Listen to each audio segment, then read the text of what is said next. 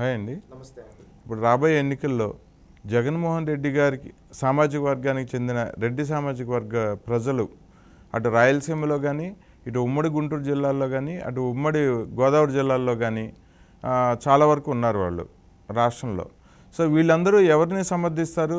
అది సామాజిక వర్గాన్ని చూసి జగన్మోహన్ రెడ్డి గారి వైపు మొగ్గు చూపిస్తారా? ఇప్పుడు రాష్ట్రాన్ని అభివృద్ధి వైపు తీసుకెళ్లే నాయకుడు చంద్రబాబు నాయుడు గారికి సమర్థిస్తారా? ఈరోజు రెడ్డి సామాజిక వర్గం అనేది ఎంతో గొప్ప సామాజిక వర్గం. సమాజంలో వాళ్ళ అత్యున్నత స్థాయిలో ఉంటూ ఎంతోమంది 10 మందికి సహాయం చేస్తూ ఉన్న సామాజిక వర్గం రెడ్డి సామాజిక వర్గం. రెడ్డిలో ఎంతోమంది గొప్ప గొప్ప మహానుభావులు ఉన్నారు. వాళ్ళు అనేక రంగాల్లో స్థిరపడి ఎంతోమందికి సహాయాలు చేసి ఎంతోమందికి ఉపాధి చూపిస్తూ ఉన్నారు. రెడ్లు ఎంతో గొప్ప గణనీయమైన చరిత్ర రెడ్ల చరిత్ర. అలాంటి చరిత్ర గల దాంట్లో ఈరోజు జగన్మోహన్ రెడ్డి గారు నేను రెడ్డిని నా కోటేయండి అంటూ రాజకీయం చేశాడు. ఆ విధంగా ఆ రోజు ఏమంటే వాళ్ళు కూడా కొన్ని అనివార్య కారణాల వల్ల తమ సామాజిక వర్గానికి తమ వ్యక్తిని ముఖ్యమంత్రిని చేయాలని కష్టపడ్డారు.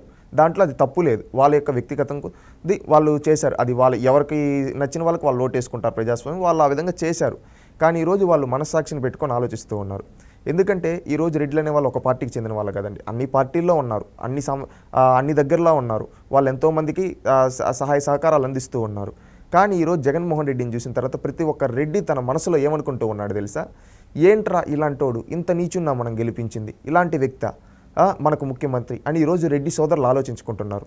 ఈరోజు పల్లెల్లో ఉండే రెడ్లు కానించి మంచి మంచి స్థానాల్లో సెటిల్ అయిన రెడ్ల వరకు అందరూ ఒకటే ఆలోచిస్తున్నారు. ఇంత నీచుని మనం చూడలేదు కదరా, వీడు నిజంగా రెడ్డేనా అనే విధంగా అంటూ ఉన్నారు. ఎందుకంటే చెప్పమంటారా అండి, రెడ్డి సామాజిక వర్గంలో రాజకీయ రంగంలో ఎంతోమంది గొప్ప గొప్ప మహానుభావులు ఉన్నారు.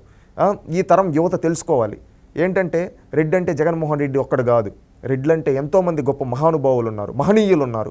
ఎందుకంటే ఆ పేరు చెబితేనే వాళ్ళని స్మరించుకుంటూ ఉంటేనే ఒళ్ళు నరాలు నిక్కబొడుచుకునే విధంగా ఉంటుంది. అంత గొప్ప మహానుభావులు. ఏ విధంగా అంటే భారతదేశానికి రాష్ట్రపతిగా సేవలు అందించిన ఒకే ఒక్క తెలుగువాడు నీలం సంజీవరెడ్డి. అదేవిధంగా కమ్యూనిజం భావాలతో ఒకప్పుడు ఉమ్మడి ఆంధ్రప్రదేశ్ని గలగలలాడించిన తరిమెల్ల నాగిరెడ్డి. అదేవిధంగా ముఖ్యమంత్రులుగా చేసిన కోట్ల విజయభాస్కర్ రెడ్డి, కాసు బ్రహ్మానందరెడ్డి, మర్రి చెన్నారెడ్డి, నేదురుమల్లి జనార్దన్ రెడ్డి, నల్లారి కిరణ్ కుమార్ రెడ్డి, అదేవిధంగా కేంద్ర రాజకీయాల్లో తిరుగు లేకుండా రాణించిన జైపాల్ రెడ్డి. ఈ విధంగా చెప్పుకుంటూ పోతే ఎంతోమంది గొప్ప గొప్ప మహానుభావులు ఉన్నారు. అదేవిధంగా ఈరోజు పక్క రాష్ట్రంలో రేవంత్ రెడ్డి, ఇలాంటి వాళ్ళు గొప్ప గొప్ప వాళ్ళు ఉన్నారు రెడ్డి సామాజిక వర్గంలో. రెడ్లలో ఎంత నిజాయితీ పరులు ఉన్నారో తెలుసా అండి? ఒకప్పుడు ఈ దేశాన్ని అత్యధిక సంవత్సరాలు పరిపాలించిన కాంగ్రెస్ పార్టీ, అలాంటి కాంగ్రెస్ పార్టీలో అత్యంత నమ్మకస్తులుగా రెడ్డి సామాజిక వర్గంలో వాళ్ళు కేంద్రంలో కూడా చక్రం తిప్పిన వ్యక్తులు ఉన్నారు. ఎందుకంటే ఆ రోజు చెన్నారెడ్డి గారు కావచ్చు, జనార్దన్ రెడ్డి గారు కావచ్చు, విజయభాస్కర్ రెడ్డి గారు కావచ్చు, కాసు బ్రహ్మానంద రెడ్డి గారు కావచ్చు, ఈరోజు రేవంత్ రెడ్డి గారు కావచ్చు, జైపాల్ రెడ్డి గారు కావచ్చు, ఇలాంటి వాళ్ళు అంత గొప్ప మహానుభావులు ఉన్నారు. ఏంటంటే మీకు ఒక్క విషయం చెప్తానండి, ప్రతి ఒక్క రెడ్డి సోదరుడు తెలుసుకోవాల్సింది రెడ్డిలో ఎంత నిజాయితీ పరులు ఉన్నారో తెలుసా? అత్యధికంగా దేశాన్ని పరిపాలించింది గాంధీ కుటుంబం. అంటే నెహ్రూ గారు కావచ్చు, ఇందిరాగాంధీ గారు కావచ్చు, రాజీవ్ గాంధీ గారు కావచ్చు, కాంగ్రెస్ పార్టీ. అలాంటి కాంగ్రెస్ పార్టీలో రాజీవ్ గాంధీ గారు ప్రధానమంత్రిగా ఉండేటప్పుడు ఆయన క్యాబినెట్లో ఒక్క నిజాయితీ పరుడైన వ్యక్తి పేరు చెప్పండి అని ఒక జర్నలిస్ట్ అడిగితే ఆయన చెప్పిన పేరు కోట్ల విజయభాస్కర్ రెడ్డి. అంటే రెడ్డి సామాజిక వర్గంలో ఎంత మహానుభావులు ఉన్నారో చూడండి. ఏంటంటే ఇందిరాగాంధీ కావచ్చు, అదేవిధంగా రాజీవ్ గాంధీ గారు కావచ్చు.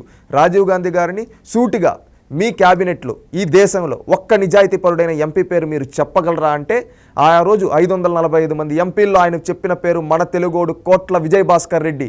అంత గొప్ప నిజాయితీ పరులు ఉన్నారు మన సామాజిక వర్గంలో. అలాంటి వ్యక్తులు ఉన్న సామాజిక వర్గంలో ఈరోజు ఒక అవినీతి పరుడు ఉన్నాడు. అది నిజంగా బాధాకరమైన విషయం. ఎందుకంటే ఈరోజు రెడ్డి సోదరులందరూ ఈ విషయాలన్నీ తెలుసుకోవాలి. ఎందుకంటే చరిత్రలో మన రెడ్లకు ఖ్యాతిని ఎంతోమంది గొప్ప గొప్ప మహానుభావులు చాటారు. ఈరోజు వీడు ఒక రెడ్డా అని అంటూ ఉన్నారు. ఎందుకంటే ఇన్ని కేసుల్లో ఛార్జ్షీట్లు ఉంటూ ఇలాంటి ముద్దాయికి మనం మద్దతు ఇవ్వాలా అని ప్రతి ఒక్క రెడ్డి సోదరుడు అనుకుంటూ ఉన్నాడు. ఎందుకో తెలుసా అండి, రెడ్డులు ఆత్మగౌరవంతో బతుకుతారు. ఈరోజు పల్లెల్లో ఉండే రెడ్లు కూడా వాళ్ళకి వాళ్ళు వేసుకునే దానికి బట్టలు ఉన్నా, తినేదానికి ఉన్నా నిజాయితీగా ఉంటారు.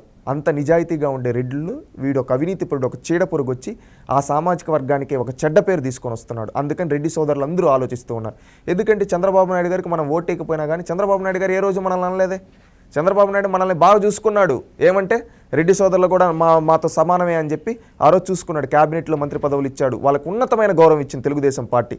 కానీ జగన్మోహన్ రెడ్డి వాళ్ళ సామాజిక వర్గాన్ని అవమానించే విధంగా మాట్లాడుతున్నాడు. చంద్రబాబు నాయుడు గారు ఏ రోజు రెడ్డి సామాజిక వర్గాన్ని ఏమీ అనలేదే. ఈరోజు చంద్రబాబు నాయుడు గారు అత్యంతంగా ప్రేమించేది ఎవరో తెలుసా? రెడ్డి సామాజిక వర్గం వ్యక్తుల్ని. రాజశేఖర్ రెడ్డి నా మిత్రుడు అంటారు. అదేవిధంగా తన జీవన ప్రయాణంలో యూనివర్సిటీ స్థాయి నుంచి రాజకీయాలు తన కండగలిన బొజ్జల గోపాలకృష్ణారెడ్డి, నాగం జనార్దన్ రెడ్డి, రేవంత్ రెడ్డి ఎంతోమంది రెడ్డిల్ని పైకి తీసుకొని వచ్చి ఎంతో గొప్ప గొప్ప స్థానాల్లో కూర్చోబెట్టాడబ్బా చంద్రబాబు నాయుడు. కానీ ఏ రోజు మన సామాజిక వర్గాన్ని ఏమనలేదు. కానీ ఈ జగన్మోహన్ రెడ్డి అనేది తప్పు. మన రెడ్డి అయి ఉండొచ్చు, కానీ ఏ కులంకు ఉండాల్సిన గొప్పతనం ఆ కులంకు ఉంటుంది. కానీ పక్క కులాన్ని అవమానించే విధంగా ఎవ్వరూ మాట్లాడకూడదు. కానీ ఈ జగన్మోహన్ రెడ్డి మన రెడ్డి ఎలా అవుతాడరా?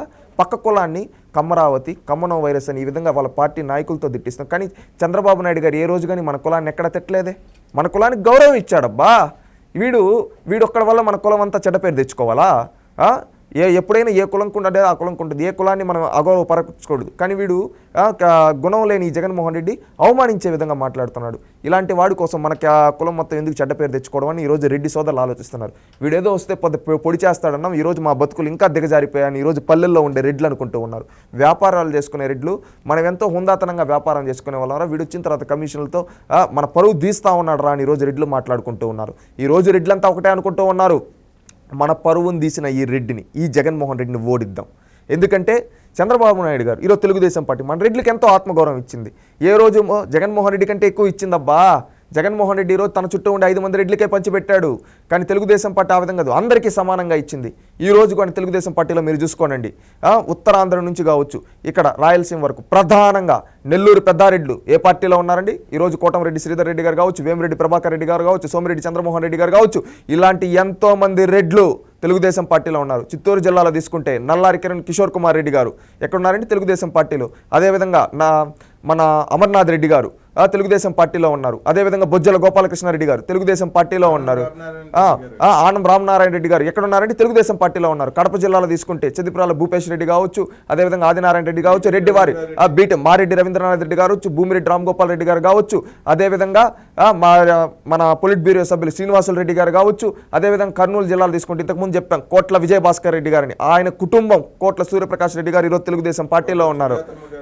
కోట్ల సుజాతమ్మ గారు కావచ్చు, ఆలగడ్డలో భూమా నాగిరెడ్డి గారి కుటుంబం కావచ్చు, అదేవిధంగా నందికొట్కూరు గౌరు కుటుంబం కావచ్చు, అదేవిధంగా బైరెడ్డి కుటుంబం కావచ్చు, అనంతపురంలో తీసుకుంటే జేసీ కుటుంబం కావచ్చు, ప్రతి ఒక్కరూ రాయలసీమలో ప్రధానంగా రాజకీయ బలం ఉన్న రెడ్లందరూ ఈరోజు తెలుగుదేశం వైపు నిలబడ్డారంటే ఎందుకోసం అంటే చంద్రబాబు నాయుడు మనకు కూడా సమానమైన గౌరవం కల్పించాడ్రా. మనం చంద్రబాబు నాయుడు గారి కులాన్ని తిట్టినా కానీ ఆయన మన కులాన్ని చేయూతనిచ్చాడ్రా, మన కులాన్ని ఆదుకుని అత్యున్నత స్థాయిలో కూర్చోబెట్టాడ్రా.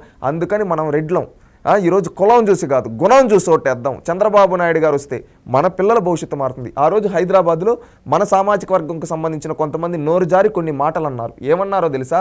నీ కులం కోసం కట్టుకుంటున్నావా ఆ టవర్స్ అన్నారు, నీ కులం కోసం కట్టుకుంటున్నావా ఆ స్థలాలు అని చెప్పి ఈ విధంగా కొంతమంది అన్నారు. కానీ ఈరోజు మన బిడ్డలు ఈరోజు హైదరాబాద్లో పనిచేసుకుంటున్నారు.